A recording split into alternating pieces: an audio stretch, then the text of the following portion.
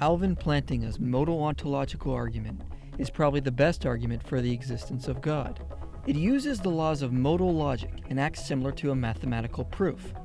This is probably why a lot of people have a hard time understanding it and simply dismiss it. There are many great videos on the internet right now that give a great analysis of the ontological argument, yet many people ignore these videos because they find them too confusing. In this video, I'm going to try to articulate the argument in an easy way to understand, because if you're a theist, then it's important to understand this argument because when understood correctly, it is impossible to refute. If you don't believe in a God, then it would probably be a good idea to understand it, so you don't appear foolish by misunderstanding it. To start, here's how the modal ontological argument works. Premise 1. It is possible that God exists. Premise 2. If it is possible that God exists, then God exists in some possible worlds. Premise 3. If God exists in some possible worlds, then God exists in all possible worlds. Premise 4. If God exists in all possible worlds, then God exists in the actual world. And premise 5. If God exists in the actual world, then God exists. Now, if you're like me when you first heard this, you're probably asking, well, wait, that doesn't make any sense. The logic of some of those premises doesn't add up. That's okay, because we're going to look at it closer so you can understand it. First, you should understand that when philosophers say a possible world, they mean a hypothetical situation. It is generally a way for philosophers to test an idea to see if it's logical by asking, could it exist in a possible world like ours? However, the one thing people seem to misunderstand the most in the argument is how God is defined. Some atheists say we're just imagining God into existence, like this clever bunch. So here's my proof that a unicorn exists, and I actually wrote this passage. So let's define a unicorn as a magical equine being that has one horn and exists. By the above definition, such a being must exist. Therefore, a unicorn exists. Yeah. Okay, so that's the ontological argument. It's very hard to believe that there are people that use that, but there are. The fact that the idea is there, that so I can believe that I'm green and polka dotted. Apparently, Okay. as long Yes, as apparently. So, okay, ladies and gentlemen, I am green with purple polka dots. And since I have stated that, therefore it must be true. since you can imagine Yes. it. Yeah. Yeah. Okay, here's the problem. They are falling into the typical error of misunderstanding how God is defined, and because of their ignorance, they are concluding that the argument doesn't work. So we need to look at how God is actually defined and how it differs from how you would define a unicorn. Now, there are three ways to define a being or an entity in the ontological argument. An entity can either be impossible, which means it exists in no possible worlds. An example would be a square circle. An entity can be contingent, which means it exists in some possible worlds, like a unicorn. A unicorn could exist in some possible worlds, but not in others. Last, an entity can be necessary, which means it has to exist in all possible worlds. Now, what do we mean when we say something necessarily has to exist in all possible worlds? Well, examples of necessary entities are numbers, absolute truths, and shape definitions. For example, take the number 2. No one created it, it just exists necessarily. It can't not exist. Take a shape definition for another example, such as a square must have 4 sides. A square cannot exist with only 3 sides, because that would be logically incoherent in any possible world. So a necessary entity is something that cannot be false or fail to exist in any possible world. Therefore, necessarily, it has to exist in all possible worlds. So when we talk of God in this argument, we are saying that if he exists, he would have to be a necessary entity, because God is defined as a maximally great being. And a maximally great being is defined as a being that possesses all qualities that are better to have, which we define as great-making properties.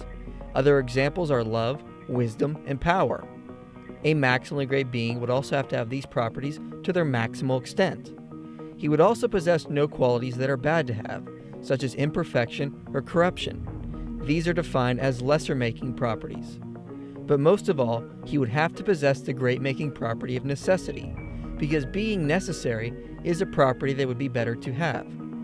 Now, looking back at the terms we defined earlier, if God was contingent, he wouldn't be maximally great, because he would only exist in some worlds, and would be less than great than if he existed in all worlds. Now, the idea of God being necessary is consistent with Scripture. Colossians 1:16 says, "For by him all things were created that are in heaven and that are in earth, visible and invisible, whether thrones or dominions or principalities or powers. All things were created through him and for him." So when skeptics try to debunk this argument by going through the premise with a unicorn in place of God, they are trying to define God in the same way you would define a contingent being. Whereas when we use God in the ontological argument, we are saying God is more than just contingent. He is maximally great, and anything maximally great must be a necessary entity, or it wouldn't be maximally great. So understanding how God is defined in the argument, let's go through the premises again. Premise 1. It is possible that God, a maximally great and necessary being, exists. Premise 2. If it is possible that a maximally great being exists, then a maximally great being exists in some possible worlds. Premise 3. If a maximally great being exists in some possible worlds, then a maximally great being exists in all possible worlds. Remember, if a maximally great being exists, then he has to be a necessary entity, because a contingent being cannot be maximally great. Premise 4. If a maximally great being exists in all possible worlds, then a maximally great being exists in the actual world, because the actual world is counted as one of the possible worlds. Premise 5.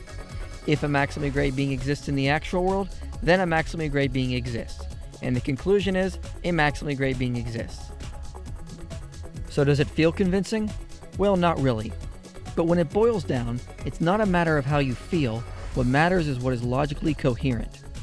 So hopefully now that you know how God is defined in the argument, you can understand how the ontological argument works. Are there objections to the argument? Yes, but only in premise 1, since the other premises just follow modal logic and are uncontroversial.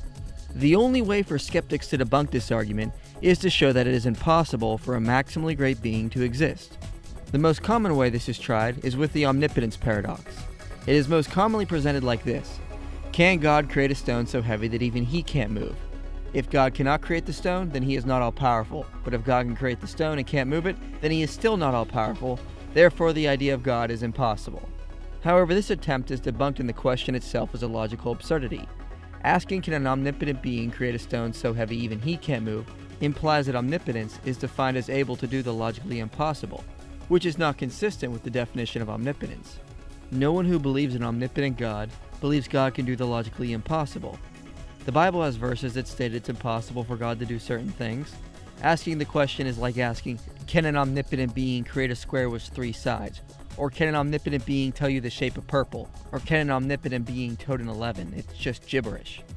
All these questions are logically incoherent and cannot exist in any possible world, so you cannot expect them to be answered. Now you might be asking, well, why can't God do the logically impossible? He is all-powerful, so he should be able to do anything. Well, you need to understand that logic derives from order. Without order, nothing makes sense, including existence. So you cannot use logical absurdities to disprove the existence of God.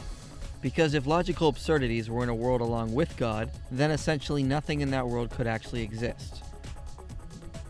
So once again, you cannot use logical absurdities to disprove the existence of God, especially in modal logic.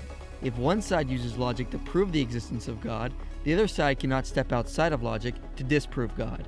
That'd be like a football game where one team gets to use machetes. This is why the omnipotence paradox is not accepted in academia as a valid argument. There are, of course, other objections to the argument. However, I'm not going to address them now, because this video is intended to be an introduction to the ontological argument, and I feel I've already overloaded your head with too much information. I cover the most popular objections to the argument in another video, which you can check out later. If this video still has you confused, I would recommend watching it again. The ontological argument is not an argument that some people can fully grasp right away, so please, reflect on the idea before you dismiss it. It took me a little bit of reflecting before I fully understood it, and I wouldn't expect anything different from someone else. In the information section below, I've provided links to other great videos on the ontological argument. I hope you'll check them out, and continue to research and study this amazing argument.